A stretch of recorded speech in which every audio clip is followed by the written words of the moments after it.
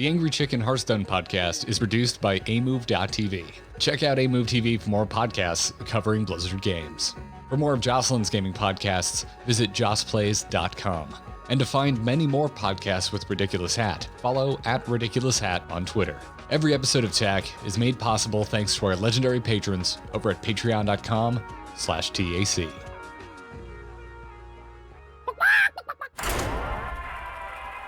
Time's up. Let's do this. Legendary! You beast, Jaraxxus! You smell like a leper gnome! I knew it! So hot! A podcast about Hearthstone and Battlegrounds. This is The Angry Chicken!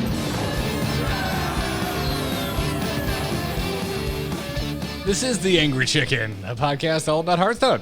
As advertised, I'm Garrett, here as always with Jocelyn and Hat. Welcome back, you two. Hello, Today has hello. been a journey. It's been a journey. Just be really classic and go, it's been a Monday. No one's ever. Oh man, it's only Monday? No one has Damn. ever. Man, what Today a week, was right? at least Monday I and was gonna Tuesday, say, right? Yeah, it's Yeah. been a week, and then it's like, wait a minute. There's nothing's been particularly crazy. Have we all just had trying personal days? Because I think so. Yeah, I had a terrible, terrible sleep. I have a horrible backache right now, and I'm just like, everything's just been difficult today. To the Yep. point that it feels like it was like 2 to 3 days worth instead of one. I feel that. And then my mom was like, because our Thanksgiving's coming up. So my mom was like, well, we're going to go to the cottage for the long weekend. So can you guys come on October 2nd? And I realized that's literally this weekend. And Yes. I'm like, WTF. Yes, it is. That was sneaky, right? Because she threw in the different month. That's an Yeah, effective I thought it was decoy way tactic. far away. And I was like, I don't know. I'll have to let you know when it's Yeah, if- closer. She's like, it's like 5 days from now. Can you let me know by Wednesday? Yeah, can I we? have to By go the way, grocery PSA to shopping. PSA to all the moms out there, because y'all do this. My mom's the same way. If it is sub 7 days, say the day of the week. Why are you gaslighting me, Mom? Oh man, See- yeah. So I think the two of you have a different situation than I, because see, my mother has this thing where she's Jewish, and so I get the 6 weeks notice of when I'm Oh. expected. Yeah. Oh.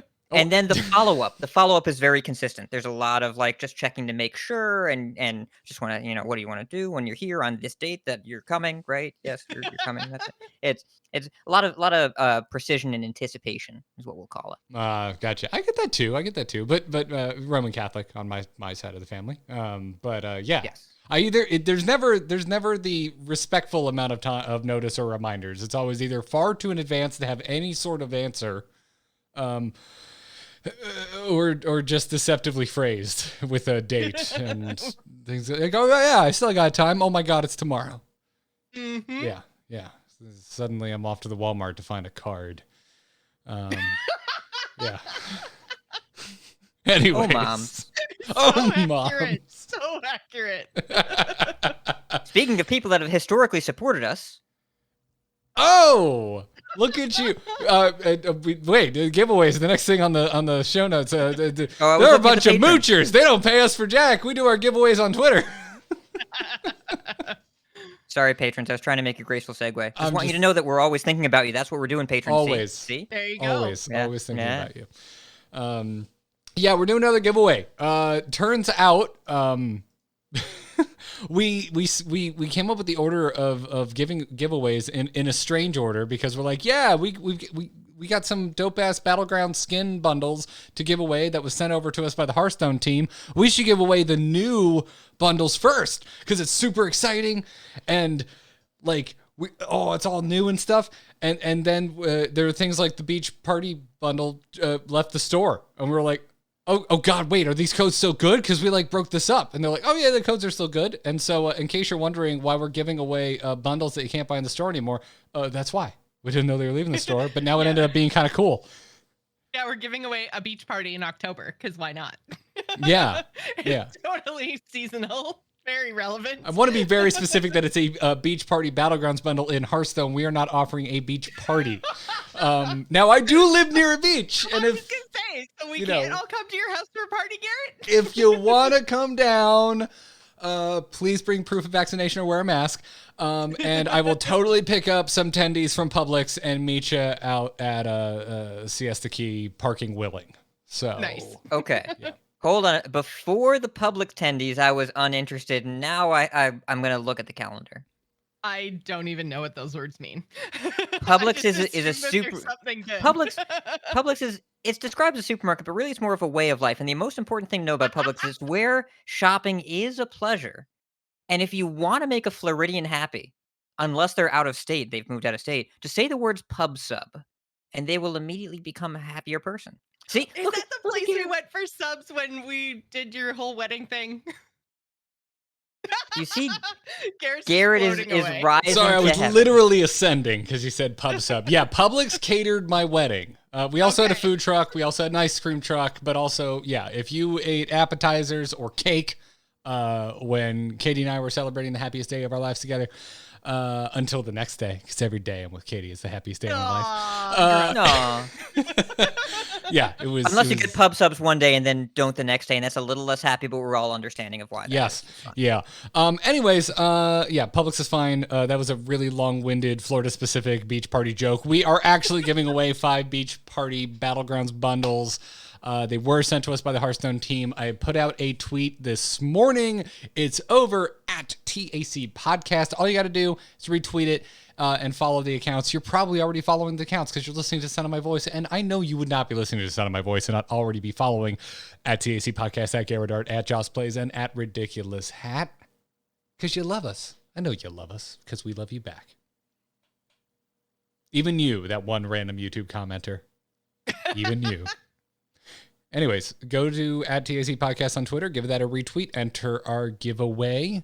Best of luck to you. I've got a link to it in the show notes as well in case you don't feel like going and digging it up. There should only be 2 or 3 tweets from the account between now and when the show goes live, so shouldn't be too hard to find.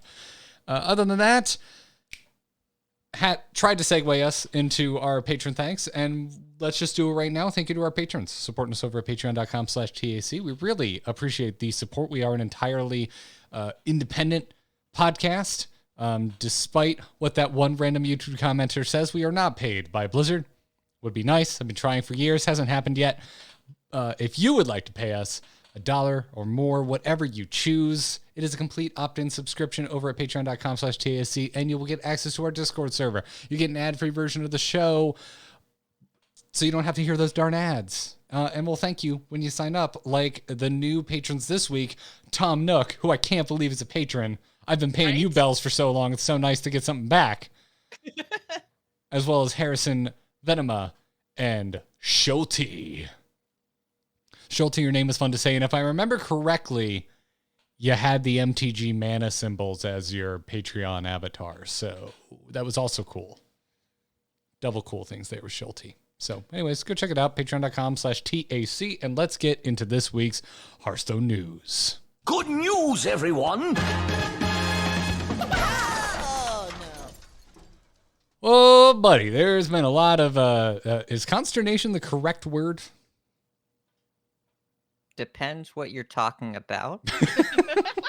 Been a lot of conversation. There's been a lot of debate. There's been a lot of hot takes and Reddit polls. Are we talking about Stormwind? I think the word you're looking for, which has taken on additional context this year, is discourse. Oh, There's been okay. a lot of discourse around Oh. Stormwind as an expansion as a whole. I It's thought one we of were the- I thought we were eulogizing the permanent death of all control decks because you literally cannot play one right now, according to certain Hearthstone players, or the fact that on average Hearthstone games should go 12 turns. Oh boy! I thought we were talking about We should those. explain. And we that should is explain a this meme failure before we keep memeing of- on it. It's a failure of game design that it doesn't go 12 turns on average. Garrett, I want to keep memeing on this so bad, but we should explain it so we're not like the in-joke We podcast. should. Yeah. Yes. But it's a good meme. So there was a poll. Tell me about this poll. There's a poll on our Hearthstone, r/Hearthstone, basically asking what you think the average length of Hearthstone should be. And 12 turns got the majority of votes, at least the last I checked. I have not checked it today. I was laughing too much to go back and check it again. 12 on average. So yes, there's Which a means fundamental there's some that are misunderstanding. more. Right. There's a fundamental misunderstanding of one of two things. It's either the word average or the word 12. I'm not sure which one they're struggling to understand, but it's one of those two things of either how big of a number is 12 or what does the word average mean? Because average, like you said, Jocelyn, means there are some that are more, a few that are less, but on average, your usual game hits the 10 mana mark and then keeps going for 2 more turns. And some people like playing minions on one and then dragging them to the other hero and then doing that a bunch of times. I've done that on regular occasions. Josh, you've done that on regular occasions. Even Garrett has been known to drag a minion to a portrait from time to time. And usually when you do that, I think the game ends. And you don't have to do that for 12 turns for that to happen. And, if we think back to Barons, we've brought this up only every episode since Stormwind has come out. But a lot of games ended when you played Alex on turn 9. And 9 is less than 12. Yeah, and again, we're working with averages here, which I think is the big sticking point for the three of us. And also, like, I think I speak for all of us when we say, please God, no, do not make 12 turns the general length of a Hearthstone game. I but think that was like if you played the Rise of Shadows Dr. Boom Warrior experience, usually the turn that I conceded was the turn that they went Omega Devastator Ziliax. Because that was a really unpleasant experience. And that was 10 or 11. Because Devastator doesn't turn on till 10. And those games made me stop playing Hearthstone on my phone because I didn't want to be trapped in an experience for 25 minutes. Yeah. Yeah. So memes aside, the thing I haven't seen anyone like, this is just so infinitely memeable. Like my Twitter sphere, clearly very well curated to my smug tastes and beliefs about the game of Hearthstone, was memeing on this like crazy. We were yucking it up and having a good old time with lots of LOLs. I hate myself for that sentence. Anyways, the thing I haven't really seen talked about is that like it's a poll. Like this could be just a random majority of a specific type of player too. For all we know, this got on some super secret control warrior for life subreddit, and those are the only people that went and voted. Like there's really no way of knowing. I would love to have more data. Like if before you took this poll, you had to answer the question, what is your all-time favorite deck? Or what type of deck do you generally play? Or what type of player do you categorize yourself as? Aggro, combo, control, etc. The results of the poll kind of are the same, right? Or like kind of give you that information. In theory, but like an aggro player is not going to be like, I hope there's 15 turns in a game. It's like, no, they want 2. They want 2 max. Yes. It's just, that's kind of where my brain goes. Like if I'm going to walk away from the meme image, which is just, clearly you're a Magic player. And even then it like depends on what decks you're playing over there. That's the only thing that makes sense to me is like, I think just we saw a very specific majority type of player go and respond to this poll. Well, the people that like current Hearthstone were too busy playing it to enter the poll. That too. That there is So all the people that are sitting on Reddit like F5ing waiting for Baron's Priest to come back are just like, well, while I'm here, I might as well generate a poll response, and here we are. That's a good point, right? I don't know. It's a bit of a is it like a negativity bias with any sort of community discourse that if you are not currently happy with the game, you are much more likely to engage in discourse about it and go and seek out places where discourse is being had and vote in things like this. I don't have an answer for that, but it's where my brain tends to wander, and it's not saying that it's like inherently negative. It's just saying that I think if we I think I am more likely to go on a tirade or make my thoughts known if I am personally unhappy with the state of things in my chosen hobby that I'm really passionate about. 100%. Really? I can't even remember the last time that I posted something that was like, hey, game I play a lot of. I really like what you're doing. Whereas like last night I was like this close to a ranty Twitter thread about a game I'm really pissed off at right now. What Is it was the Hearthstone? game? It's not Hearthstone. It was Ah. WoW. It was All gonna right. be Oh, it a was Good WoW. enough. Oh, it was WoW. Good Oh, it was WoW. Yeah, it was Okay. WoW. Cool. Yes. And then this close that I'm like, no, Jocelyn, just go to bed. You'll feel better in the morning. Do not If angry on- tweet at 2 a.m. Not angry tweeting good. If only you knew how the going to bed thing was gonna go. Right? Then I probably Yeah. would have just stayed up angry tweeting all night. I'm not gonna say it would have been better, but I can say it might not have been worse. Twitch.tv/AMoveTV. Listen to the pre-show for more background on that. Yeah. Emphasis on the back of Yeah. background. Yeah. I don't know. I think if you were to say, I think it's pretty clear at this point. There is absolutely an incendiary negativity bias in social media. It's a thing that happens. People don't gather around to kumbaya and say like everything is great, especially when the thing that you do if you like Hearthstone when you have free time is play Hearthstone. There's no barrier to entry. Oftentimes, not even gainful employment will keep you from playing during the day because the games are so quick and accessible on your mobile device with the cross-platform collection. So I am not surprised at all to hear from people that feel they're underrepresented by the game's current design, that they are expressing a wish counter to that design. I think 12 turns is a ridiculous, crazy, insane number.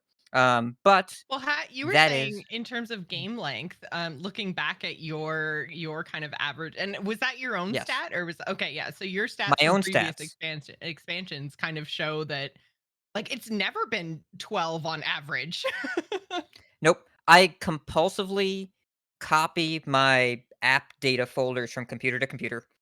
So I have all of my Hearthstone stats in Hearthstone Deck Tracker back to, I think, late 2015. And so I looked at 2017, 2018, 2019, 2020, and 2021. The All of last 5 them, years of Hearthstone. last 5 years.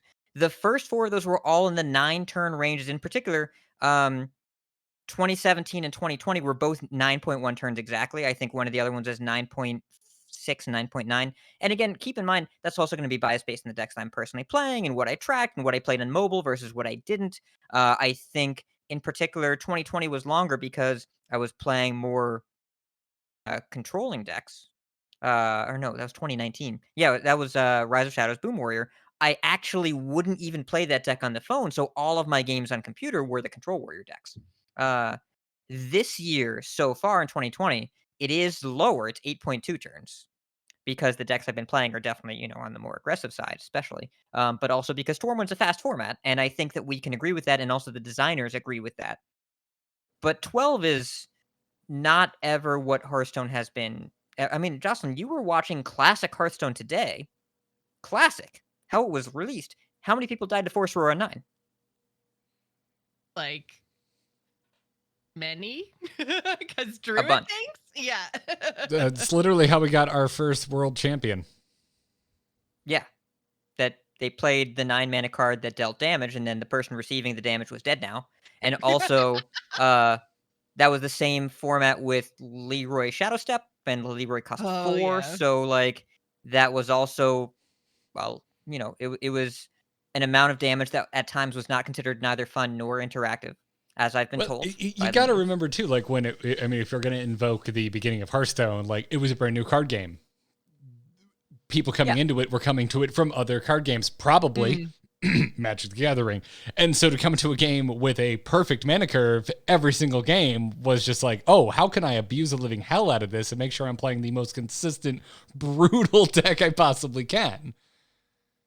Right. And in Magic the Gathering, like, best of 3s when you went to a tournament and played a best of 3. Now, of course, it's different in a game where you have to physically shuffle pieces of paper. Like, that's going to take a while. But 3 games, you said your time limit is 50 minutes, and players would often hit that to play 3 games, which is kind of crazy. But then also you look at larger formats in Magic's history and even some more, even standard at certain points, and they're described as turn 4 formats, where both players are, like, the expectation is that one of the players will construct something that is good enough to win the game on the 4th turn. and that's also very aggressive, even though it takes longer because Magic is a game with more technical complexity. But yeah, that's probably where people were coming from. But I think to land on the number 12 with the past 7 years of Hearthstone's history is definitely just like a fault of memory where you remember the really, really long games. But Face Hunter doesn't want that, and it's probably the most popular game in the deck's most popular deck in the game's existence since the launch of Hearthstone. Face Hunter's always been around, and I don't think that those players should go unheard. And really, don't listen to me about it. I think we should listen to the designers about it. Well, it's sure is a good thing that you recently got to talk to Alec Dawson on the Vicious Syndicate podcast. Well, it is, isn't it? That'd be a really convenient segue if that's what I was doing. It really would be, especially if he brought up or answered questions about control decks and game length in general. Yes. So we were lucky enough to get a chance to talk to Alec, and the three main topics that we covered over there in the Vicious Syndicate podcast, and definitely, I don't shill my own podcast very often. Last week I was asked to shill something, and I shilled someone else's podcast for a game that I don't play. So this time, go there, but not to listen to me. It's to listen to the person that makes Hearthstone. And one of the people. There are a lot of people. They're all great. But Alec he's the lead final designer. And we asked about the length of games and does Blizzard hate control? Spoilers, they don't. About quest lines and about matchup polarity, among other things, but mostly those three topics. We only got half an hour and there was a lot to cover. Just the first 30 minutes of that show, I definitely recommend listening to hear it in Alec's words because I don't want to misrepresent anything that's being said. And also, he's good at his job and very passionate about it. And we had a lot of fun and we memed on him a little bit. And I want you to hear those memes. I'm not going to spoil them here. And also, it's an important discussion to be had because something about the Stormwind meta, the discourse is the phrase I use. There's something about this meta where there are always metas where people like them and don't like them. There's always personal opinions. But something about this one, the people that don't like them feel as though egregious objective design mistakes have been made with the game, that something is wrong, and the people that like them are like, this is fun. There have been other metas where, you talk about cards being overtuned or whatever, but this is one of the few times I can think of where subjective enjoyment is being treated by the people that aren't enjoying it as an objective failure. And I think that I want to move as far away from that as possible, personally, because I am having a good time and I don't like to be made to feel bad for enjoying the game as it currently is. I understand when people don't, but it's a preference. And one of the first things that Alex said in this interview was that the meta looked kind of like what they meant it to, even though they still believe it's too fast. The people that I think don't identify with this meta are like, oh my God, they meant it. I'm unhappy with current Hearthstone and they wanted me to feel that way. No, that's not what he said. He just said we expect it to look this way, but it's too fast. He repeatedly said, multiple times, this meta is a little faster than we want it to be. Hearthstone's a little faster than we want it to be. And in particular, one of the things that he said the team is aware of that I think is important for people to hear is that they know that the average mana cost of cards right now is a little bit too low, and it's really hard to play cool, expensive stuff. And that the 21.3 nerf in particular was meant to slow the game down for the quest to be a little bit slower so you can play something like a Troublemaker Rattlegore or a Libram of Hope or whatever, or an Illidari Inquisitor, and end the game with something that costs more than 5. And that's, I think, a pretty good thing. Yeah, I'll pause here. I think it really gets to kind of the core of the kind of control and game length conversation that we opened this segment with, right? Like, because it certainly aligns with what I have anecdotally seen as a trend. Like a lot of folks saying, I want to play my large mana bombs. I want to play my cool, expensive cards.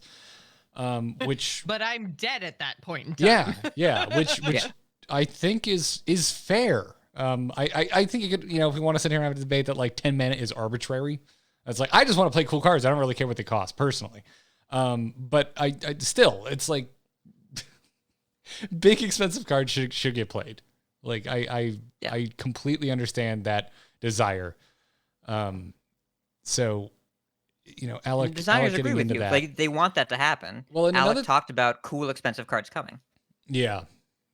Yeah, I mean the power level is certainly high for the mana cost across the board with a lot of the things, a lot of the cards, minions, the tools in general that were added to the game this year. But like the other thing that you got me thinking about too is like when we're thinking about trying to get turns to go longer, it's like it's like attack and health and mana values. We talk about this all the time, that it has to be, it's a whole number. You can't, there's no fractionals here. So if you're trying to add on a turn, you're adding on a full turn. You're adding, if you're trying to slow things down, trying to add 1 or 2 or 3 turns, you can't. There's not really a gray area. Games can feel longer because everyone's roping every turn because it's big brain plays or whatever. But that's not what we're talking about here. We're talking about just trying to slow things down. They've already tried to slow it down once, and it sounds like in the devs' eyes, it's still quite not where they want it to be. Yeah. Well, there have been 3 balance patches for Stormwind too. Like, remember when you would just die against a paladin on turn 5? Because they would go Conviction Coin Battlemaster and you would be dead on turn 5. But I was the paladin, so you remember making people experience that? You remember being part of the problem? I did, and I kept experiencing it on Druid afterwards until I started hitting mages. I don't think Druid's a problem. It's fine. It's fine. We'll talk about it. But yeah, I don't know. Like, Joce, I don't know how much Standard you've been playing here. Like, what has your experience been here? I mean, I'm now playing. Oh my god, I can't even believe I'm going to say this. I'm playing Demon Hunter. Okay, let's take the notes, throw them in the trash. This is the show now. Yeah, so I'm playing the like Fell Death Rattle like combo sort of deck, and Garrett's face is just giving me life right now.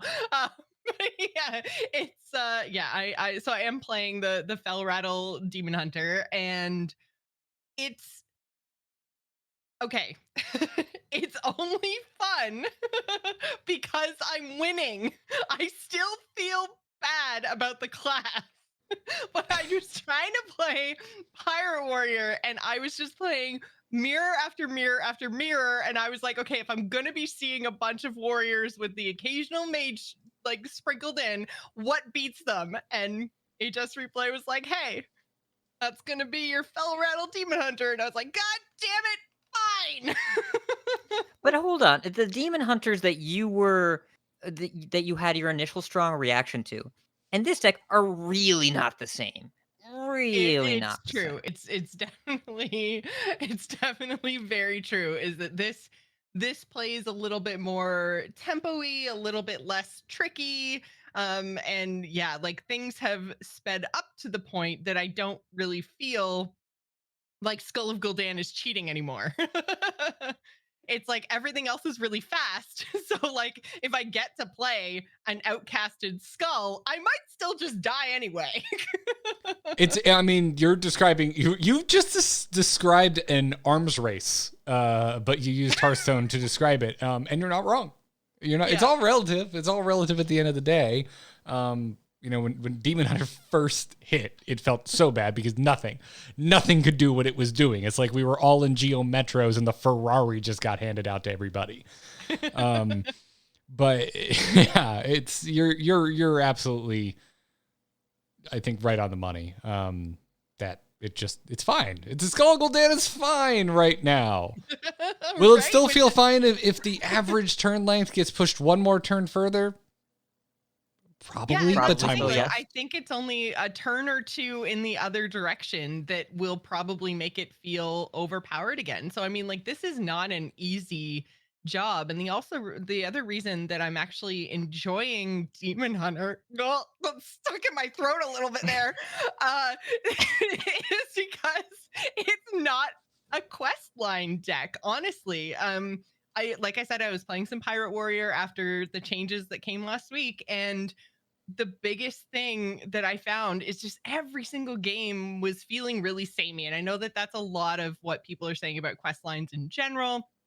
Not to mention, like, I got Mutanist a bunch, and that doesn't feel great. It's like I finished my quest and then chomp, chomp, chomp. And it just seemed for whatever reason, he always got my quest reward, even when I had multiple minions in my hand. Didn't matter. He didn't want anything but that quest reward. And one way to avoid that is don't do a quest line. Then you can't get a reward and he's got nothing to eat. So it just, it was the kind of thing where I mean, I was watching a lot of Grandmasters. There's a lot of quest lines in Grandmasters, and then I was playing a lot of quest lines earlier. And then so after these changes, I was kind of like, okay, can I just have a non-quest line deck? Is there something good that doesn't have a quest? It's aggro druid or it's fell rattle demon hunter. So I was like, you know what? I'll try demon hunter. I know, chat room. I know I'm a traitor. Don't hold it It's against okay. me, please. There's more than that, by the way. If there are 3 non-quest line paladin decks, elemental Paladins, shaman, yeah. face hunter. I know you've kind of face hunted yourself I'm out, but burnt it's out on always it. there Yeah, for you. yeah. It's Yeah, always that's there true. for you. Yeah, one of us on this podcast is very done with Hunter. The other is very done with Paladin. Yeah, that's that. Yep. Anyway, moral of the story: Yeah. go listen to Alec Dawson's interview on Vicious Syndicate. Yep. Let's It was just fun. yeah. So let's just keep this rolling into the conversation we're going to have about the new meta. It's here. We've had a week now with the latest patch, and I've spent a decent amount of time in both Standard and Battlegrounds. We'll talk a little bit about Battlegrounds later, but let's keep it going with Standard because I was really fixated on Battlegrounds and kind of came up for air this weekend. Was like, oh, all right, what in God's name is happening in Standard? And I posed that question to one RidiculousHat who went, just play aggro taunt druid. And you gave me some really simple, really straightforward mulligan tips. I have followed them to a T, and I have ended with a 50% win rate on the dot. By the way, the advice for those listening at home, here's what you do. 1, play the list on vicioussyndicate.com. 2, here are the cards you were mulliganing for. Peasant if you were going first. Razormane Battleguard. Oracle of Elune. If you have a Battleguard, you can keep a taunt that's not encumbered pack mule. That is your mulligan. If you would like to keep other cards, no, you don't. You don't want to do that. Throw a peasant away against Demon Hunter. Yes, don't keep that against Demon Hunter. Don't keep Far Watch Post against anything. I know you want to Watch Post people. I do too. But if you coin out Watch Post and then wonder why you're not killing the other deck, it's because you played a minion that can't attack on turn 1. Yep. Mulligan for the good cards. In particular, Razormane Battleguard is a stupid, ridiculous card. I would not be surprised if it's nerfed before it rotates out of Standard, but enjoy it while you got it. And it's really insane. And just keep those cards and then play your minions and hit the other person in the face. Yeah, it works really well. Day 1, I was laughing all the way to the bank, and then day 2, I hit mages, and down went my win rate. Still trying to figure that one out. That one hurts, but nonetheless, that one's been working for me. But we've mentioned Druid, we've mentioned Paladin. Paladin are Lieberming again, which I think is certainly a sign of the fact that we've maybe tacked an extra turn on average with the most recent patch, because before then it seemed like Libram was just far too slow. You have time to play Libram of Hope, and before that the format was hopeless. Well played. Groan. I believe I hate to admit it, but well played. Yeah. So Libram is seeing a bit of a resurgence. Face Hunter is still doing well. We should probably talk about that mage, though, because Quest Mage seems to be having a bit of a party, maybe even a beach party. It's common. Like it's popular. It's seeing a lot of play, but it's not good in terms of win rate compared to a lot of the other decks. Like it's very middle of the pack now. So I don't really know why there's so many people playing it other than maybe it's fairly easy to pilot. I don't know. What are your thoughts? All right, so people listening to the show, if we said Quest Mage and you got angry, don't worry, we're going to talk about the feelings. We're going to get there. And there are many folks. So first of all, it is the most popular deck in the format. We should acknowledge that. But Spell Mage has been popular since Ashes, and it's been competitively viable since Barons. But the entire year of Ashes, people were still playing it. A Mhm. lot of it. They love the being the mage thing and playing a bunch of spells because mages do spells because that's magic. You get the idea. It's Um, very unique to the class outside of right. specific meta outliers like Spell Hunter. It's very much the mage class fantasy combined with it's very evocative of classic freeze mage in Hearthstone Mm. or of Ungoro burn mage, those sort of things where this is what mage has done multiple times before in Hearthstone too. It's not very expensive. If you own one deck and you go into Stormwind and they have nerfed things that you've enjoyed 3 times since the expansion come out, and you know the mini set is coming, and you know Mercs is coming, screw it, I'm just gonna play the deck I have, and it's probably Quest Mage. There's a lot of reasons to play it. It's fun, it's decent enough. When it wins, it feels incredible, and when it loses, you can blame it on, "Oh, I didn't draw on Counterspell," or whatever, like, you can justify the loss, but the wins feels like you're playing a different kind of game than your opponent, and those are really, like, addictive feeling games, like, it's really enthralling. It's got the class fantasy, it's not that expensive to craft, they don't nerf it that much because the only thing Mage has to do right now because sorry, Wildfire, but Mordresh is good, but the Wildfire deck is not very good. There's a lot of reason to keep playing it. And it's just it checks all the boxes. It is a design win in terms of the people that like playing it. The problem from there, if we want to call it a problem, and I'm not sure I'm ready to yet, but I'm ready to predict that it will be, is that it influences the experience of ladder to be somewhat homogenized because you're going to see a mage fairly frequently, about 3 out of every 20 games for on average, and that means that the average thing. Some days you'll play 10 games and play 8 mages, and that still can fit overall in the variance of 3 out of every 20 games. You got all the mage games together, and then it'll even out over time. And mage is the way that it wins is not something that everybody likes to experience. If you're trying to play something that's a little bit less refined, and then you die to fireballs again, that's not a great feeling. If you're trying to play something that maybe is a little slower because maybe control will be good this time, and then you die to fireballs, it's not a great experience.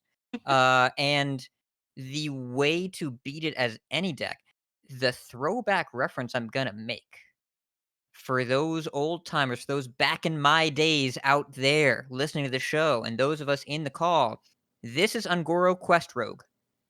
The way to beat it is to be as aggressive as possible no matter what you're playing. Play your stuff on curve. Doesn't matter if you're getting value. Play your blood shard bristlebacks on 3 or whatever, and hit them in the face. Are you saying There that is I am the beatdown? yes, there is the binary What? interaction. The way to beat mage without shenanigans that already exist in your deck, like Celestial Slide or whatever, is to if it's a bad matchup, play your stuff as aggressively as possible and go face. It's a binary thing. It's a race of either I'm going to kill them or they're going to kill me. We're all And hunters now. right. And Ungoro Quest Rogue and current Mage, they weren't win rate outliers, but they were experience outliers in terms of how much we heard about them. Because the way that it beats you feels terrible if you don't like dying from hand, or even if you're just trying something different. It's linear and direct and doesn't deal with the board at all, and aligns with a lot of people's criticism of the meta. It's not good enough to be a win rate nerf, but a significant enough portion of enough people's experiences to be a feels thing that really stands out. And Garrett, my understanding is that you had some feelings today. Oh well, yeah. As I said, was doing well until I started hitting the mages with that druid deck, and it just the fourth mage I saw today. I'm gonna be honest, I straight up conceded. I didn't want to play that game. Had 3 Which is really bad experiences before it. Which is 100% what they're saying they don't want you to do. So Yeah, it's whatever. I'm word listen. for word in the interview. Listen, yeah. I am 100% a special little snowflake, and just not. Hey, I get you. I was conceding against Demon Hunter for like a year. I get it. I totally understand just not wanting to play against a class. I get it. I'm curious because just because like the aggro is the way that Hat says to play to beat mages, you have a deck that's meant to aggro, and yet for some reason it's got a lower win rate again. Like still like 45%, like it's still close, but it's, you're definitely on the losing end of that. So Hat, explain yourself. This is an Taunt aggro deck. Druid. It should beat the mages. Yeah, Taunt Druid is Taunt Druid specific. is slightly unfavored. Well, it's like Paladins too. It's not just aggro, it's disruption and damage from hand are really, really important against Mage. The counter damage from hand, Death Rattle Demon Hunter is one of the best counters. Because, first of all, when they kill yourself, it doesn't actually die. Second of all, you play Watch Post and Neophyte. Third of all, you play, like, Fellsteel Executioner, which turns into a big sword, and then you play Illidari Inquisitor, and your big sword gets a demon buddy that just comes along for the ride, and then the mage blows up. And that's really cool. But I Taunt do Druid... like making mages blow up. Right. And so and you don't play the Inquisitor, you play Joce, and Joce, like, he Yes, weaves his Jace is dark, like, and then the mage is gone. You laugh as your board is cleared because you just go, you fell directly into my trap, you silly Jaina. Exactly. And they're not playing the missiles that would change that. No devolving missiles usually Yeah. because they don't need to, because they just flurry and brain freeze. If you're playing 1 minion a turn, they flurry and brain freeze. If you go wide and you're weak to fire sale, they always have it on turn 4. So like you can try and play around it, but you also have to run. You can't run the risk of holding too much back because then you give them time, and them having their removal spell happens sometimes. But if you don't play your stuff, it's like they got it for free, and you're giving them time guaranteed, and time is never something that you want as any kind of deck against Mage. You always want the game to be over sooner rather than later. So you have to thread this needle of, I need to put pressure on them, make them have it, hope they don't. If they do, I need to refuel. If they don't, I can't overinvest in case they top deck it, which may or may not have happened today to somebody in this call. Yes, the overinvesting and needing gas are two very scary things with the Druid deck because you tend to go wide at a certain point and you only have one very specific way to refuel, and it involves things staying alive long enough to have an extra 2 mana. Yeah. So the deck is based on really efficient frost mechanics, a lot of card draw, not playing for board, and then killing you out of nowhere. I am not surprised people don't love that experience, even though playing with it is fun, and it's not easy to play, but it's not that complex of a game plan to figure out. No, that's the thing. I like playing Mage. I played quite a lot of it at the beginning of this whole of Storm gestures to Stormwind generally. This whole experience. This whole experience. Yeah, it's really probably the most I've ever enjoyed playing Mage. It hasn't been as I've mentioned before, I've kind of always been like a Pally Warlock Shaman player, and every now and then I go and have a side relationship with Hunter. That's about it. Listen, Hunter's your side piece. I'm not monogamous in Hearthstone, but it's a closely open relationship. You dabble. Listen, Guff sometimes just gets in that pool, and you're like, that looks kind of nice, Guff. Why'd you have to go with Guff? He is the Roy Kent. He's my portrait. Hearthstone. Fawn a friend Guff is my portrait. Who doesn't love Roy Kent? Yeah. Who doesn't? True. I don't think I've ever had such a strong man crush before.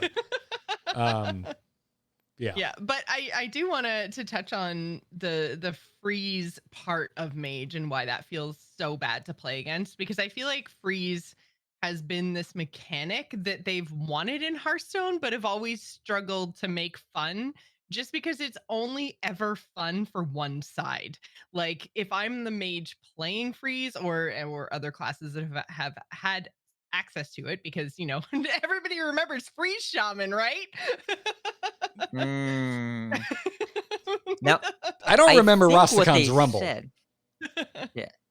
Well, I think what they said about Free Shaman originally, I think Ixar said this during an AMA, that like they made it good and then it was horrible for everybody else, so then they made it bad.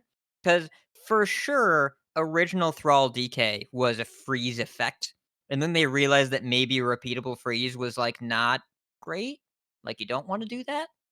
Well, yeah, because But then they made Jaina anyways. Yeah, it feels good as the person who's playing it to be like, I did a thing, now I'm not going to die. But on the other side of that, you have your opponent who's sitting there going, okay, great, now I can't do anything with all of my stuff. And that doesn't feel good. It's like, even if stuff gets full on removed, it's like that's a part of the game, but just having it be stuck just feels so much worse.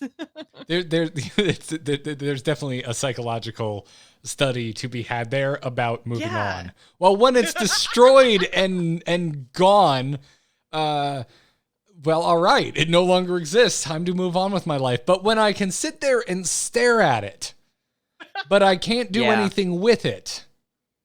Doesn't help that the freeze mechanics are also incredibly counterintuitive in Hearthstone about how it works. Because like you can get your Illidari Inquisitor frozen, and it seems like that shouldn't be able to hit you in the face, and it can hit. It does that. And you think about anytime freeze has been good, no one has ever been happy when freeze has been good except the person playing the freeze, because they rotated Frost Nova, and when they made Ray of Frost, that wasn't good for anybody, and they nerfed Mana Worm because of it, and I'm still not over it. And like, and they took that personally. I did. My sweet wormy boy, he did nothing wrong except kill people way too quickly. Just give him 2 health, it's fine. And also, the Turtle Mage, that also didn't go super well. Wasn't like there weren't a lot of people. I think that were like, I really want my board frozen every turn. It's a real, I think, testament to the design of Hearthstone that this has consistently been taken into account. Like, I think freeze and the constant kind of stripping of its power is really, I think, proof in action that they do take feels into account when designing and balancing this game. I think I don't think anything is a true constant when it comes to goals. Like I don't think anything's carved in stone when it comes to the devs' goals for designing Hearthstone. I think they like to kind of push the envelope and revisit things that have previously caused hurt feels and see if they can find the balance of it being impactful but not too impactful, but also not a feels bad experience. But yeah, again, I look at Freeze as a big example of that. I look at the priest changes last week as an example of that. Like a lot of this, although that was also skewed win rate, the priest situation. But priest had some stuff going on, and really, I think Mage has a priest situation right now where it feels like they don't know how to design for it without breaking something, and then they have to pull it back and kill the class. It's happened multiple times, because remember last year we had 7 mana Solarian, 1 mana Evocation, and that wasn't something that people were a huge fan of after a little while. And that also involved efficient freeze effects and a lot of flashing lights, and then a bunch of generated cards, and then Conjurer's Calling on a 0 mana giant, and then the game was over. Like that was, I don't think that was an experience that people loved either, and they nerfed some stuff. And I think a lot of this leads to kind of the meta we find ourselves in, right? Because another one of those things that was like feels bad, and there was also certain instances over Hearthstone's history where it was win rate too good, was 30-0 dead from hand sort of things. Like that has also been a thing that has been knocked down and basically destroyed over the course of Hearthstone's history, which leads us to now, which is where you have these decks like Druid, like big damage out of minions that suddenly have Wind Fury in the case of Paladin and other decks, where it's not dead from hand, but you're dead from board, where the board, like a few things on board need to live one turn and then you're doomed. And Mage is very good at dealing with that. That's where a lot of the burst is coming from right now, and Mage can laugh that off. Yep. And the from hand decks Mage is less good at dealing with, but those are not widely played across most of ladder. They're the things you see in Grandmasters, your Garrote Rogues and your OTK Demon Hunters, but they really don't replicate that success across the rest of ladder. Like they just kind of vanish at a certain point, and they're just not part of the experience for most people. So Mage tends to be the standard bearer there. Yeah. I don't know. They did buff some stuff. Yeah, Josh, they playing... did. Yes. Joss, I'm going to tell you my favorite pirate joke. Do you know what a pirate's favorite letter is? C. Correct. See, the usual line there. the usual line there is that people are like, "R," and then you say, "No, his first love be the sea," and then and you know Which it's a I crowd was like, pleaser. I know I've fallen into this trap before. What's the right answer? But I wanted to share this joke with you so that it's not so that you would fall for it now, it's so that in the future there will be a time when it's right, and you'll know, and you'll tell that joke, and they'll fall hook, line, and sinker. I feel Oh, anchored to man. this joke. Mm. Oh man.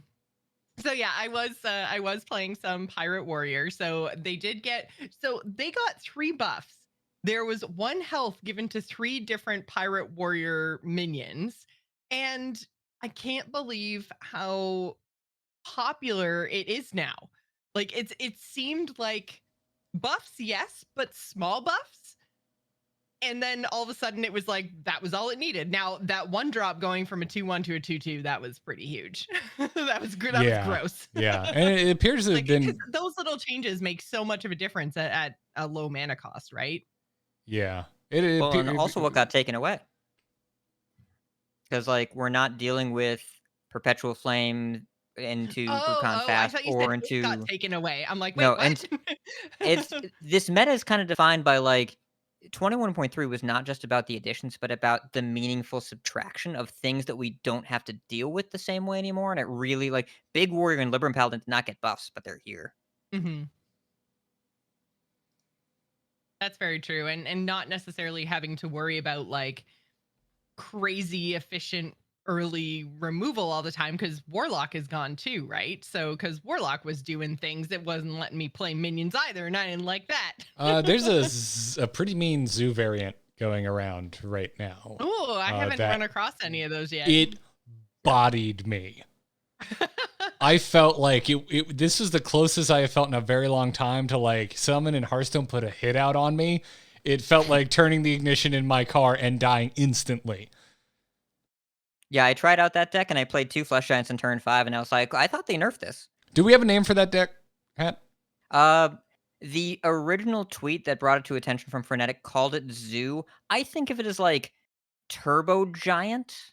Because that's really, I like, like you're just that. trying to get giants as fast as possible, because it's when you call it Zoo, it plays Flame Imp and Bloodbound Imp, but you tap on 2 an awful lot. Like, this is not Flame Imp, Coin, Voidwalker Zoo. It's not that experienced at all. You play the The quest one on I 1. saw is also running tour guides, so saying you tap on 2 doesn't mean you're necessarily paying for it.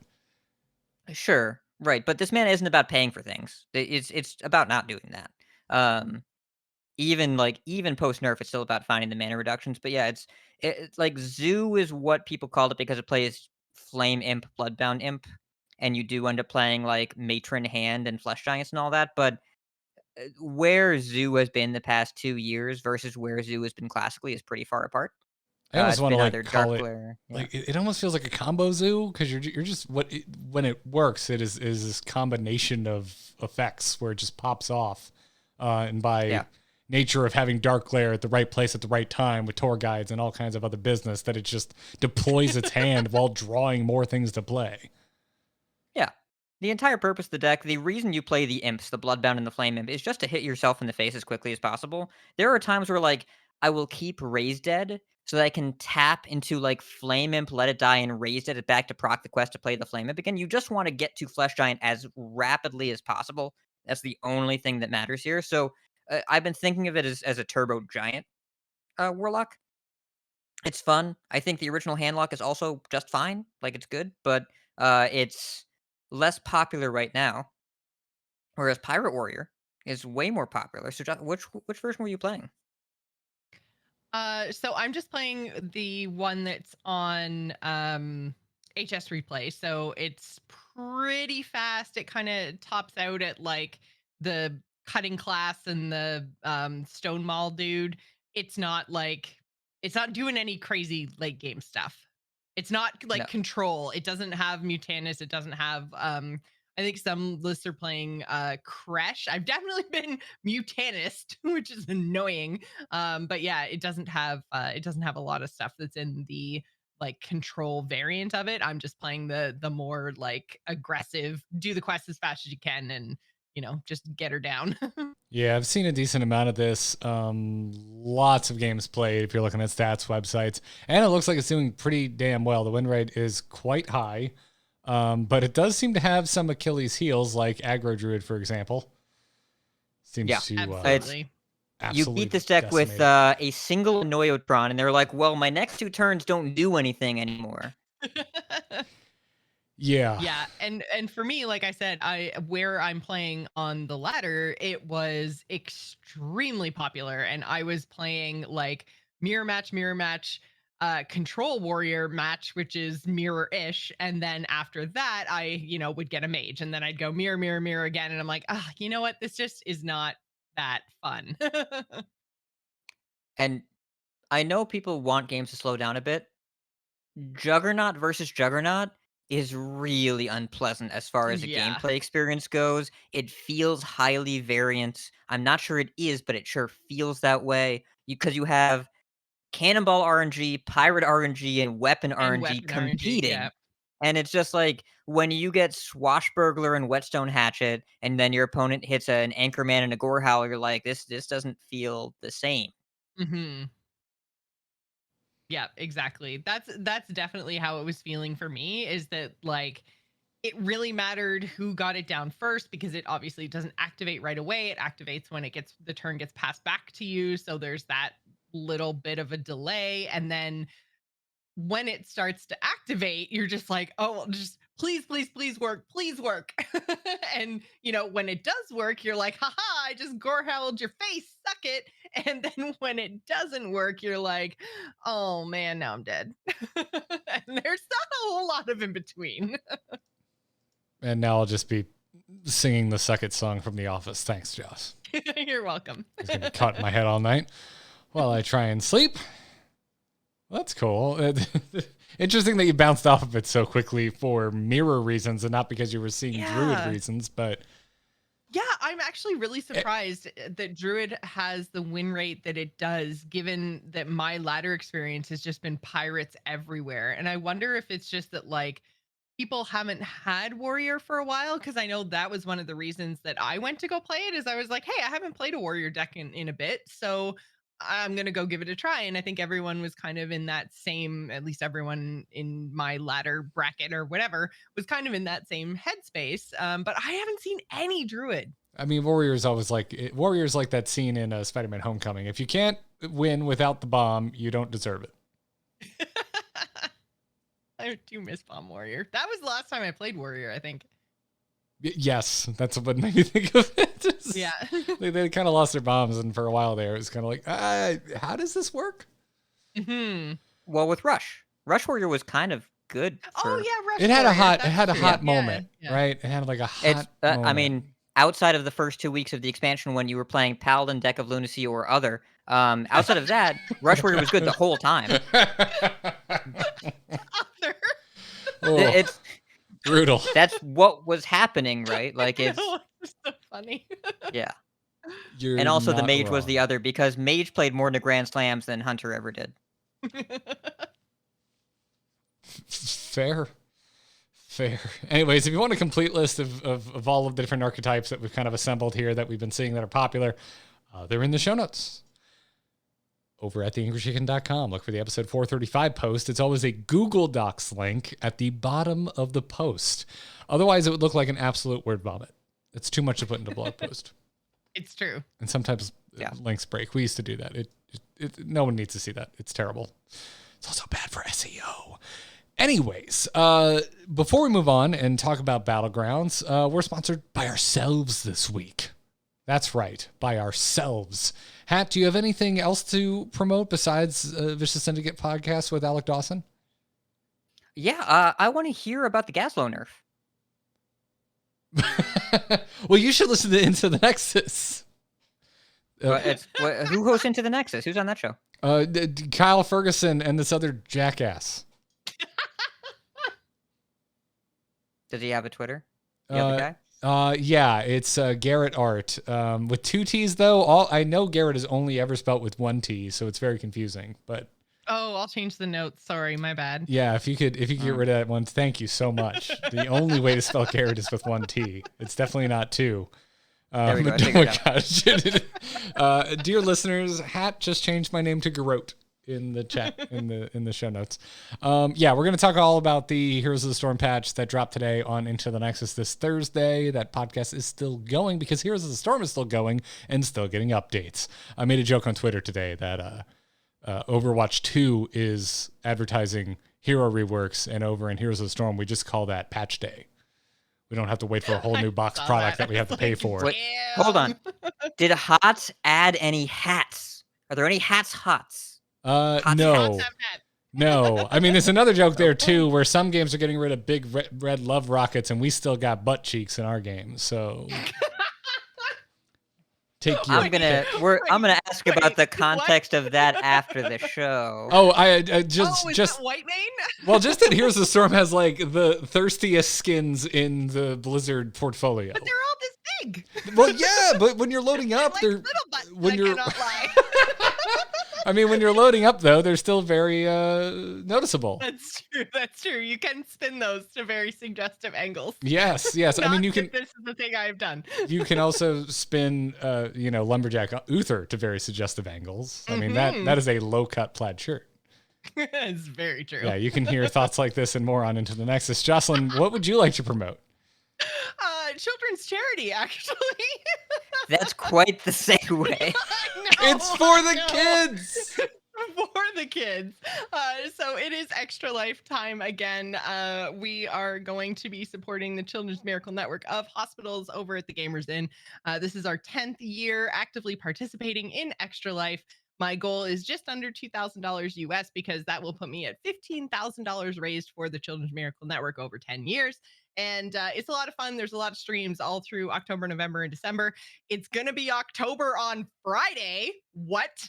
So streams are coming up really quick. So I think the first game we're going to be streaming is I should have looked it up and I totally forgot, but it's the newest entry into the Dark Anthology series, which is a really cool like adventure horror game that you play co-op, but you play at the same time, but you experience different things. So it's just like, it's a really, really cool experience to stream with a friend. So House of Ashes is the new one coming out. House of Ashes, thank you. I was like, it's Ashes something, and I forget. So yes, House of Ashes is the new one. And so we'll be streaming that when it comes out. So do go check it out. If you would like to donate to the cause, you can head on over to bit.ly/TGI Extra Life 2021. Sick. Go check all of these things out. And also, now we're going to talk about Battlegrounds.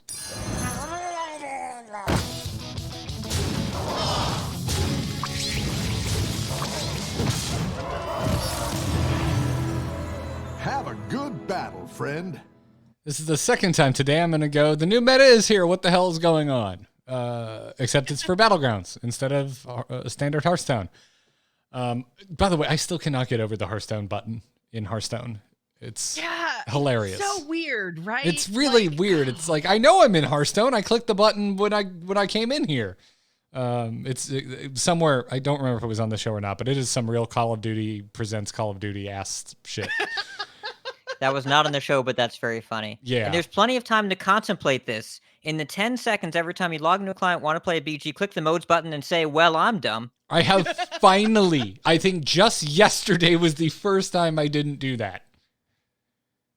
I feel like I need like a sticky note on my screen over where the modes button shows up. Just says no. That wouldn't at all be inconvenient for literally any other use of your screen. Doesn't matter. Do you have like this? Yeah, arena players being inconvenienced first time. Yeah, unless you've got like Slitz's setup where she has that like small screen in the middle that's just dedicated to Hearthstone. I don't know if anyone's seen her tweet out her setup. It blew my mind. It's like this is dedication right here. Anyways, yeah, so there's a massive update to Battlegrounds as well. By the way, if you want to hear us break down the patch and as a whole, that's what we did on episode 434. Last week's episode, we covered it all except duels. So if you want to hear that, go check that out. But it really seems like here we are a week later that the Battlegrounds meta is now that mechs and murlocs are on top.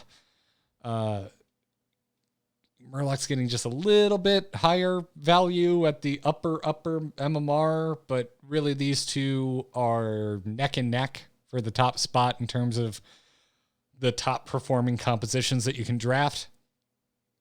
And beyond that, the big loser is obviously frogs. Frog comp seems to have more or less gone the way of the dodo. I've still run into a few that have made it work, but I think it's very draft dependent. It's very lobby dependent.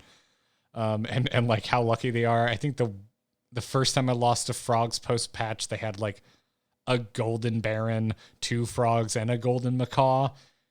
It And takes a lot more now to make it work. It's really difficult, and I think because like what we were saying last week is the difference is actually really big because you have to find 3 frogs now to get what 1 solo frog used to give you, right? Because the golden version of new frogs is the same as the normal version of old frogs. So Yeah. it's like you really, and you can't do like 2 golden versions because like you're running out of board space at that point. So it is very much like you start to need your golden barons and your golden macaws to really make it work, and it can still get there. I've had some luck depending on which hero I'm currently playing, as well as like what my lobby's like and stuff like that.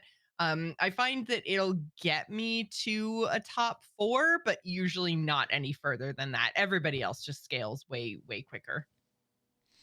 Yeah, with some exceptions. I mean, Quillbore and Pirates both got buffs, which we talked about last week, and they don't really seem to be doing any better. No. They're better. They're not good. Right. They're better. They're less bad, is how I would categorize it. Which also means that Menagerie is still down. Mm-hmm. I mean, the entire BG's rework was about like strong, rewarding synergies in a really, really significant way. And Menagerie, for whenever Menagerie was good, it felt like it meant that other classes just like weren't powerful enough to keep up with Amalgadons and like Blade Fangs and Brands and whatever, or Ag and Flat Tusk. I like the synergy payoff a little bit more, but I don't like that whiffing on a synergy hurts you so hard, because Menagerie is also kind of this catch-all thing where you could kind of just limp into it and then scale. Yeah, it was a and you backup. don't If really you have weren't the able option. to go down the road you were trying to, then it was kind of like, okay, you're at tier 4, 5, 6 now. You know, it's the second half of the game. You don't seem to be able to get all the mechs. What can we do instead? And you still had a viable like detour option.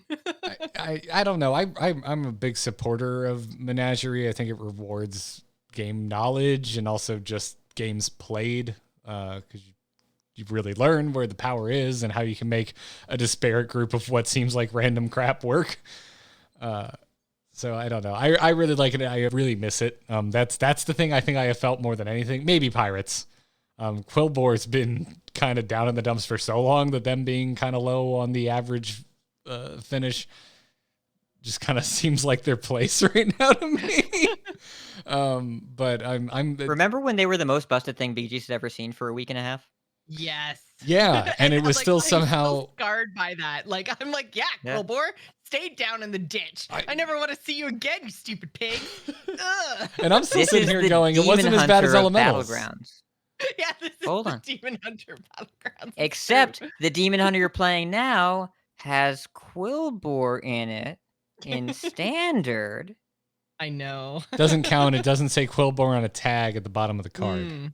And it doesn't do anything with other Quillbores, and I don't get any gems in my hand. Wait, isn't there a chance that it pulls another? No, that's a boar that'll pull the Quillbore. It's not a Quillbore pulling a Quillbore. Yeah. Never mind. Just a regular. Just a Razor regular and boar. Quill are like, they're different kind of. What if it has a quill stuck in its hoof? In its paw. I almost said paw.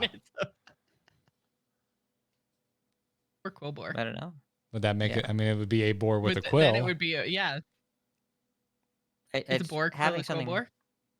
I don't think having a quill stuck in your hoof transforms you. Questions If I get a splinter in my foot, I'm not a splinter man. You could call yourself one. It would be accurate. That'd be a very poor superhero. Like, that's not a great superhero. I mean, I'm already a very poor superhero. My power is back pain. Yes. Yeah, we call that being in your 30s. It's sadly true. Yeah, one too many times being the tallest person in a mosh pit. You're gonna catch those crowd surfers every time. Right at the base I of the definitely spine. relate to that experience of being the tallest person anywhere. Elementary schools, quite frequently. Children's movies. places where everyone else is sitting down already.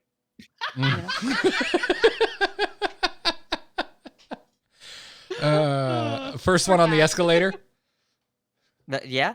Listen, when I stand up after the flight is over, I fully stand up and don't hit my head. Still under the bulkhead. I just fully stand up and I don't hit my head. Oh man, that It's legitimately a cheat sounds code. nice. I don't know what that's like. I do not know what that's like. But then I have to reach to get my bag out of the top. Like, there's ups and downs to this whole thing. Has anyone looked at how the heroes are performing?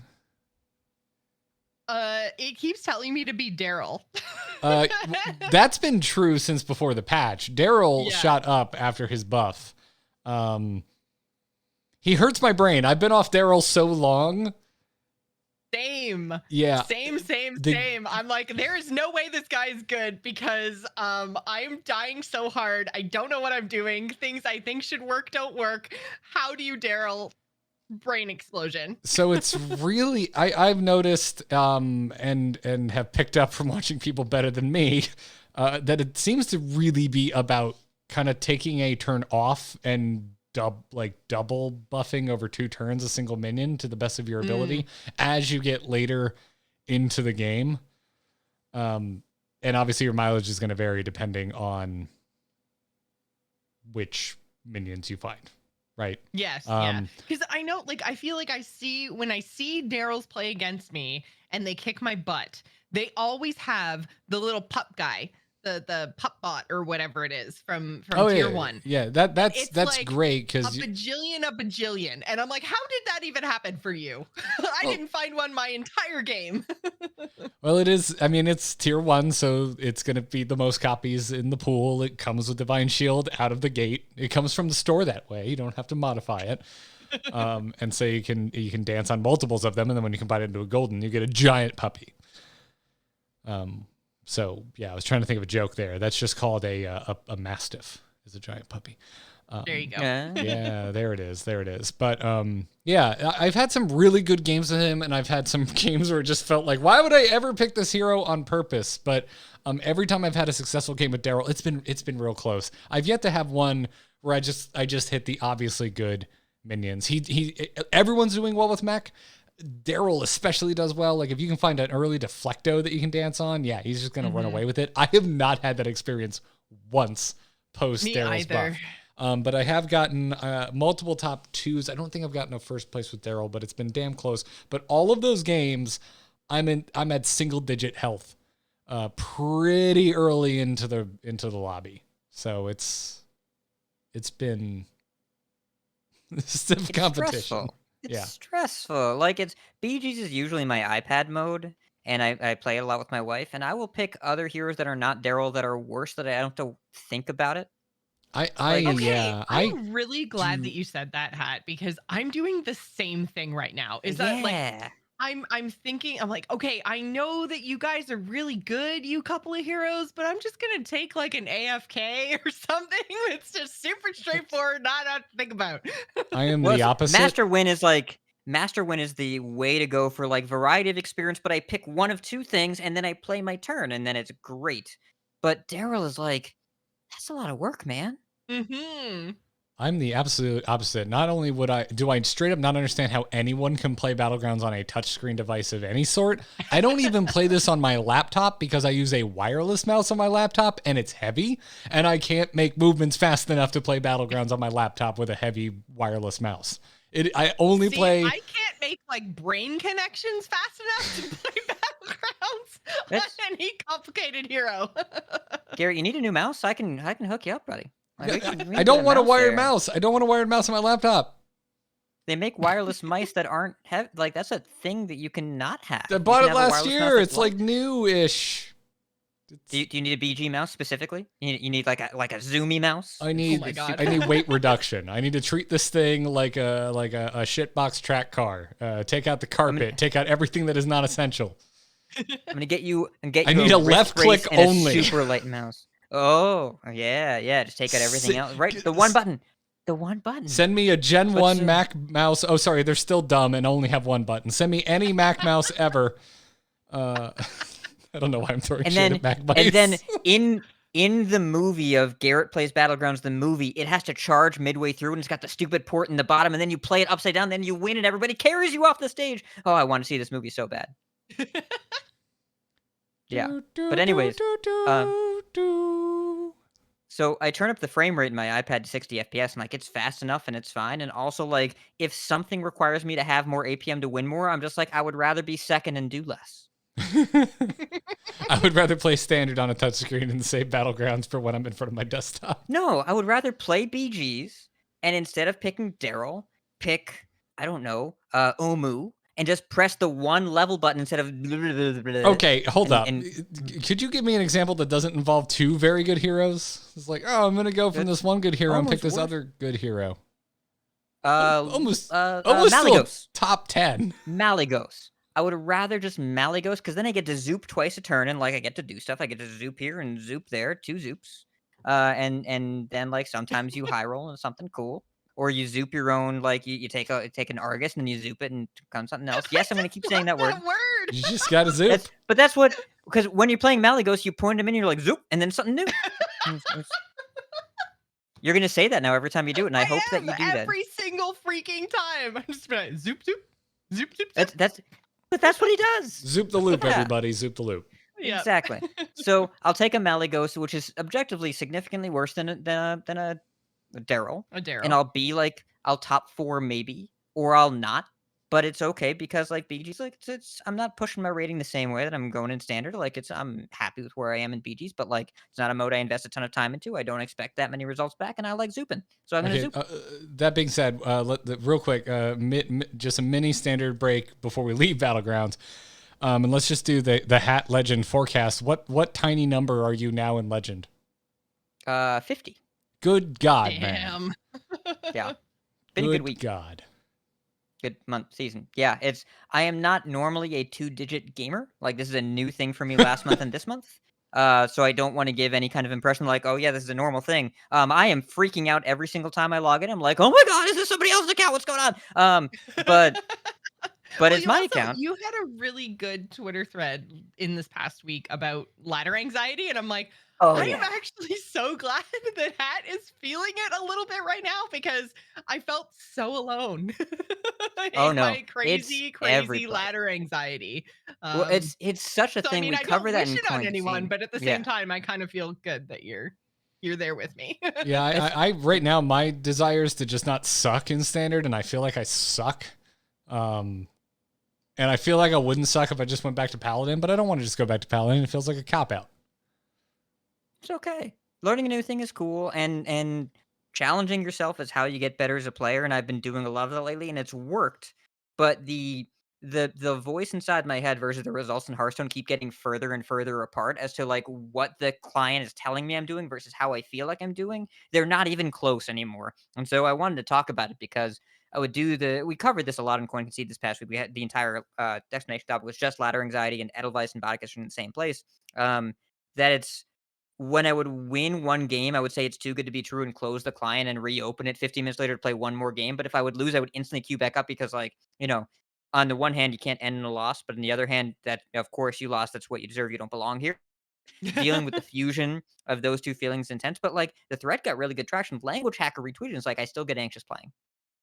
He's a grandmaster. Yeah. That literally made me feel good top too. 50. Like, stop. Yeah. You're top 50. Yeah. He's Yeah, the GM. man, Like, I feel very It's all of us. Yeah. Yeah. No, dude. So, like 9 times literally anyone else, I would go, dude, just compare yourself to like us two. You're nuts. But you're literally on every Hearthstone podcast that exists, so I don't know what everyone else's rank is. But like, take a moment and just bask in it, man. Take your top 50 legend bath bomb, throw it in the bathtub, and soak. Do they make those? They should. Like, I've got a new merch idea. Like, put glitter in your bath and like fizz with what would legend smell like? No, hold on. You do one for each mercenary. Stale energy drinks. I want the guff bomb.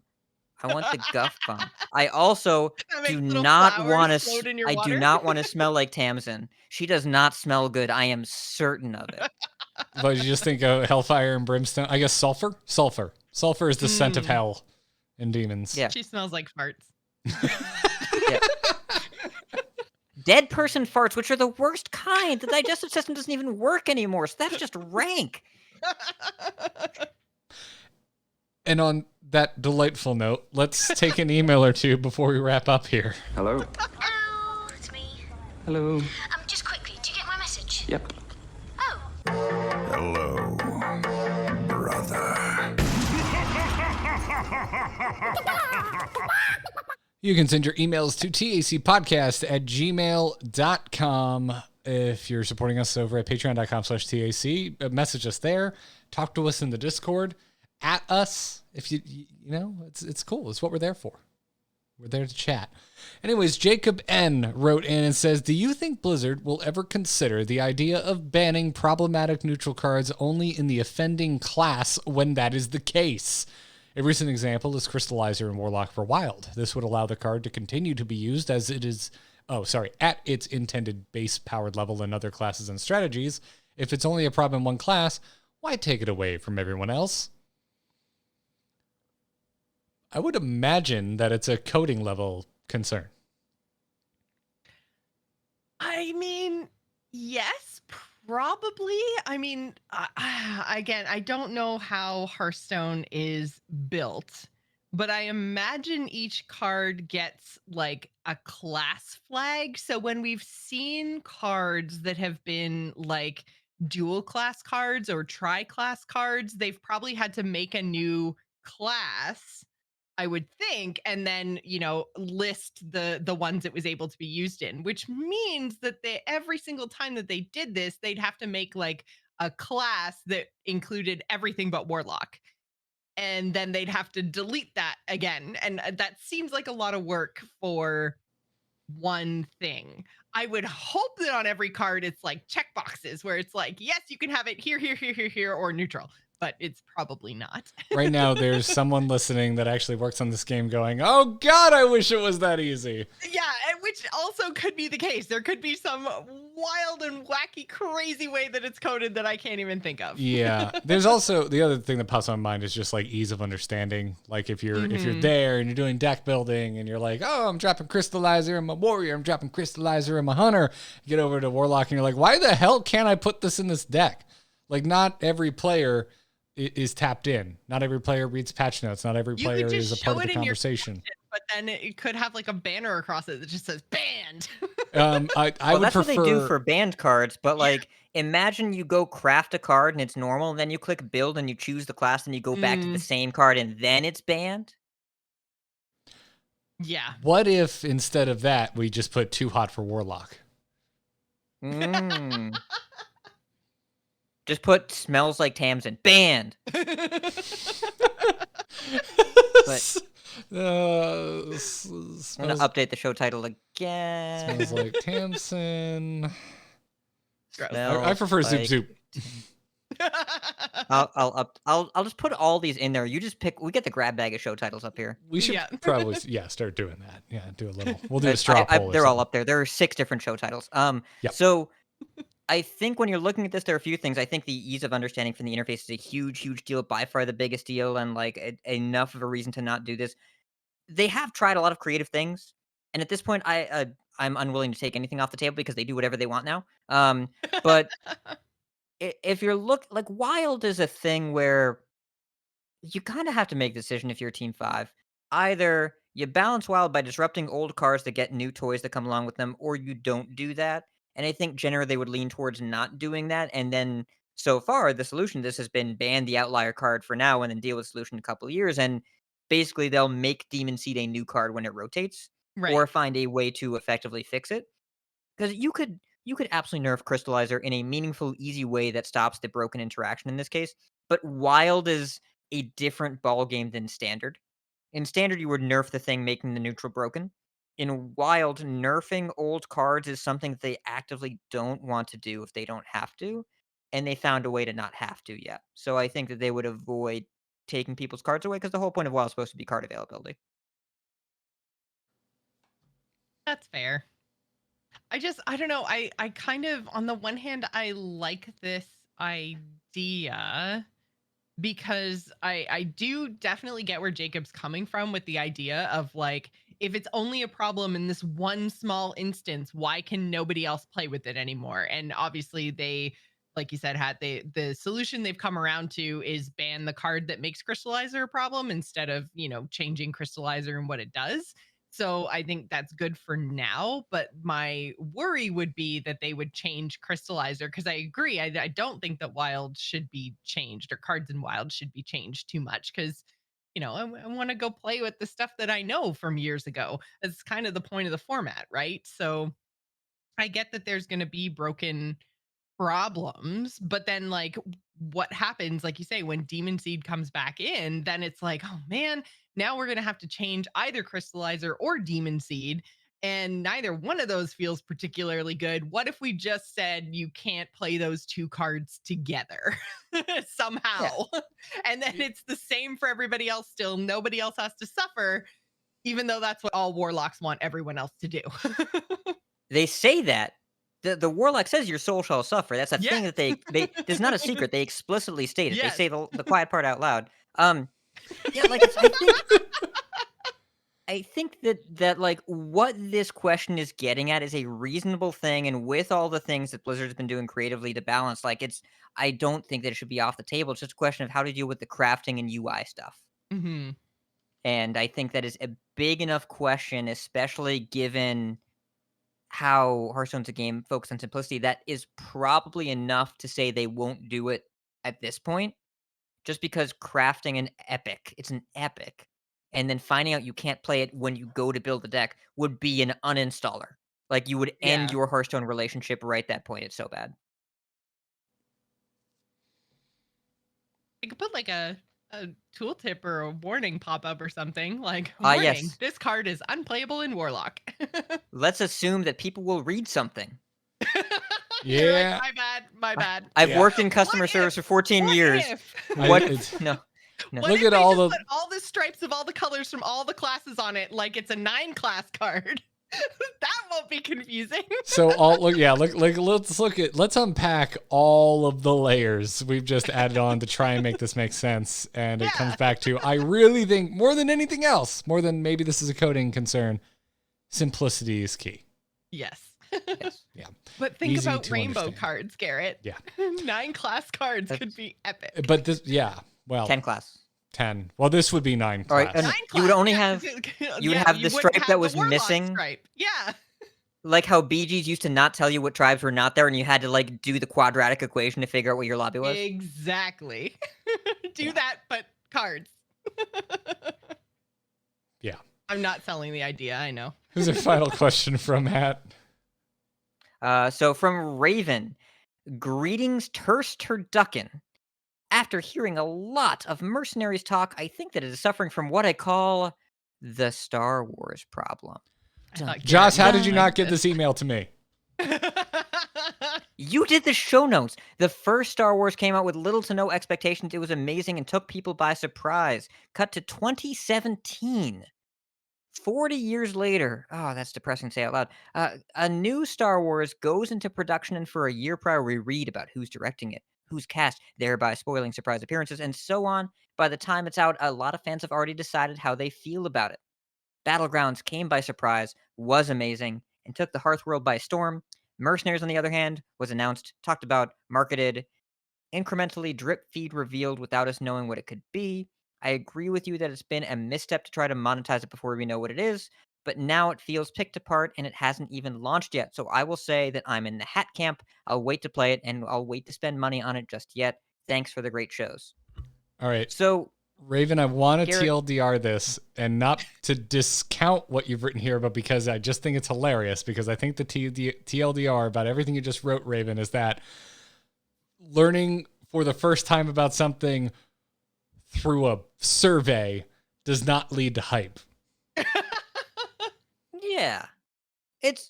You can do marketing better than Star Wars did for most of the not original Star Wars movies. Like the prequels, that could have gone better. And you can do marketing better than they do for Mercenaries. Because, like, a counterexample, the Avengers. Marvel movies. That entire franchise is a marketing experiment that turned into the biggest film franchise of all time financially.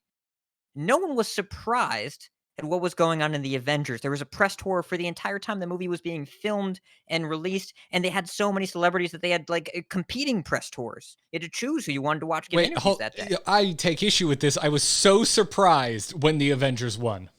It blew my mind. I couldn't believe the bold decision they made to have the Avengers win. Who could have guessed? Yes. So but they were marketed and then they were good. And the prequels, I understand there is mixed opinion there. And I am certainly not going to wade into the sequels and the mixed opinion there because that is some capital D discourse that I am not engaging with on this show today. Stay away from the capital D. But yeah, we're gonna update that show title real quick. But also, if the product is good, it's easier to sell, but also you have to be good at selling it. And they messed up with how they did that with Mercenaries multiple times, and it can be better. But it's not that it was marketed; it's that it was marketed really poorly. That was the issue. It was just quality matters, and the quality of the final product is going to matter a lot because if the game is dope, like Battlegrounds was, then people will play it. And if it's bad, then people won't. And people watch the Star Wars movies, but I think a lot of that discourse around it was that some people didn't have their expectations met. And, expectations are the thief of joy. Be careful about how high you set your expectations. But for Mercenaries, I can safely say, with the marketing they've done, most people think it's going to suck. So they actually have a really great opportunity here that it could be really, really great. Next level marketing, like big brain plays, is do it so bad that everyone thinks it's going to be totally awful so that when we get our hands on it, we're like, oh, hey, I thought this was going to be a hot pile of poop, but instead it's like lukewarm poop and that's not as bad. So thumbs up, Mercenaries. I thought it was going to be a Phantom Menace, but it was a Revenge of the Sith. There you go. As a diehard fan of Revenge of the Sith, I take issue with all of you. Anyways, that was a compliment. What you just said was a compliment. Yeah, that was a good one. What Joce said was not a compliment. Oh, I thought it was gonna be. You mean the poop I was not. Yes. Yeah, no. I was not trying to reference poop. Tying those two together. I wasn't talking. You about sounded poop like you were in agreement with Joce, and then tied it into the only good prequel. Only in that there's a good and a bad, or I don't know how far. Not as bad. I think basically the temperature of the poop is equivalent to the range and quality in the Star Wars prequels. I think that's what Joce was trying to get at. Yeah. And it's about poop temperature. Yeah. To be fair, I'm not actually sure which one is better. Like hot or lukewarm, like which one's better? I don't know. Let's not dive into that too deep. It's how cold is it outside? As someone who has thrown a cow pie like a Frisbee disc, let me tell you, cold is better.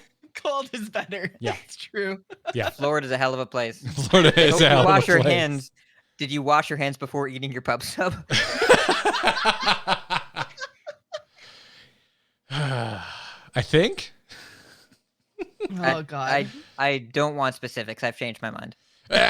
Nicely done. Yeah. No, Raven, I mean, honestly, I think really my reactions to Mercenaries up to this point, it is 90% a review of Mercenaries marketing, 0% a review of Mercenaries the game because I ain't played it, and 10% skepticism of anything that looks like a gacha game for me. So that's where I'm coming from. Those are the biases.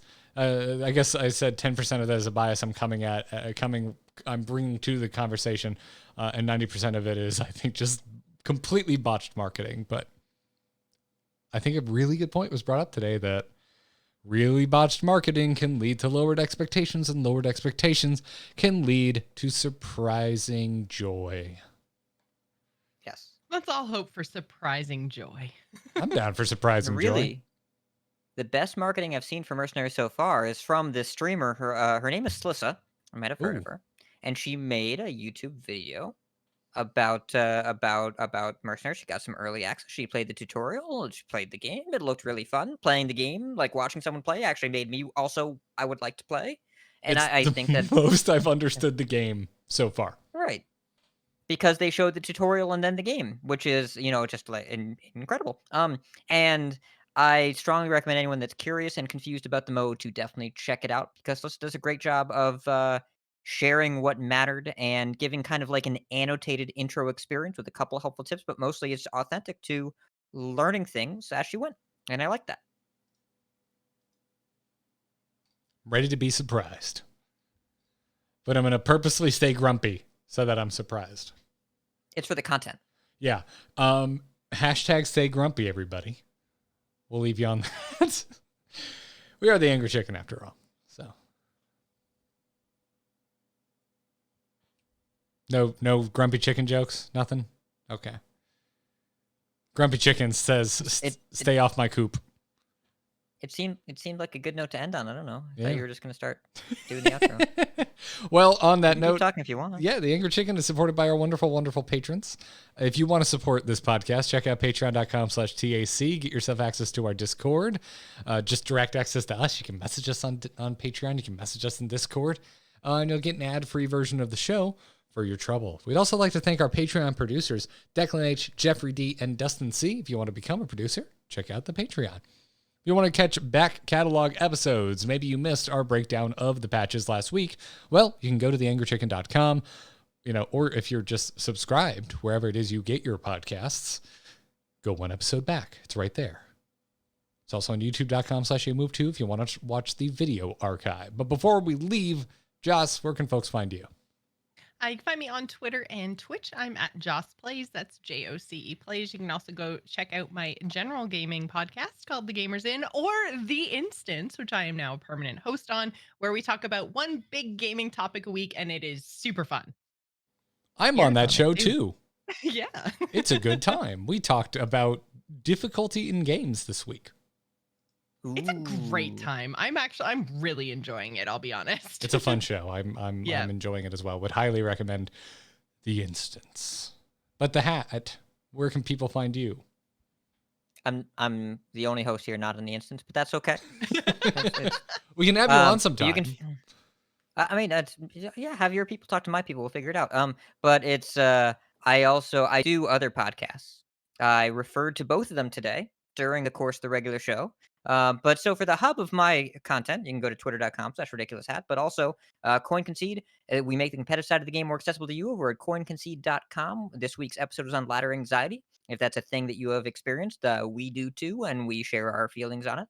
And then also Vicious Syndicate, vicioussyndicate.com, where we take a data-driven look at the standard metagame. We had the interview with Alec Dawson this week. First 30 minutes, the most recent episode. Strongly recommend taking a listen because he makes the game, and it's good to hear from him. And then we keep talking after. If you want to listen, you can. And yeah, it's a good time. Nice. I'm Garrett Art on Twitter, as previously mentioned. There's 2 R's and 2 T's in Garrett, 1 R and 1 T in Art, but you already knew that. This podcast and every single other one that I produce can be found at amove.tv. And if you want to see my graphic design and videography portfolio, head on over to nomoonart.com. You can also hire me for a gig there. That's right, I said gig. So you know I'm cool. That's all I've got. We knew that. Is that canon? Is that tack canon? That you're cool? Send your responses to @TAC Podcast. I mean, you are fun haver.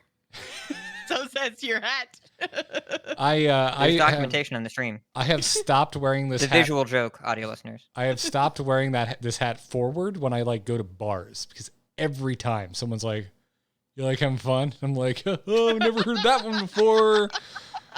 So wear it backwards, and then I only hear it from people behind me, and I can just ignore them easier. Make eye contact when they ask that. Say no. Hold eye contact. Sip your drink, and put it down. Very seriously, hold eye contact the whole time. What are you talking about? That was a good slurp. Yeah. Updating the show title real quick. Oh, somebody please clip that. Please clip that quote. That's going to wrap it up for this episode of The Angry Chicken. So from the good, the best, and the greatest slurps, job's done. Job's done. That job is never done. Oh my. Ooh, hat. What are you talking about? Talking about ice cream.